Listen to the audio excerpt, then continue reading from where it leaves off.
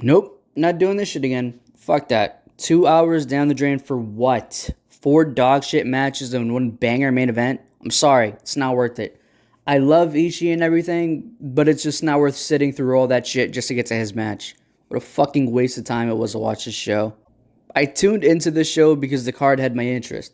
Rarely does New Japan have Road 2 shows where there's one singles match in the card featuring their main talent, let alone three.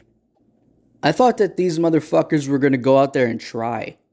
At least now I know to skip the Road 2 events completely no matter what. I'm not holding out for shit this time.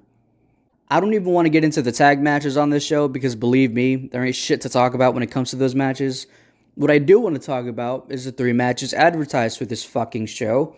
Firstly, with Tenzan versus Yoshihashi, in a match that had the fucking audacity to be dull the whole way through and end like they weren't even trying to begin with.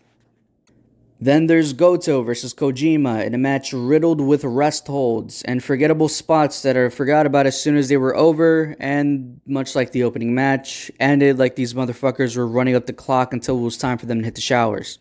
The main event was the only match on here that showed the fuck up.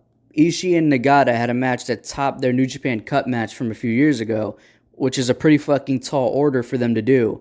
Seriously, the match was excellent. Ishii was in his bag, and when Ishii's in his fucking duffel, it's over. You already know what this shit is about to be. He came to work on this fucking show, believe me. Him and Nagata had the best Ishii match possible on a failure of a show.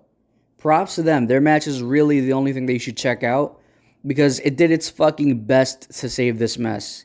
And it speaks volumes just to how bad this show was that it took them putting their best foot forward to bring the score up to a fucking 3 out of 10. Like, dude, I'm telling you, I've had it with these Road 2 shows.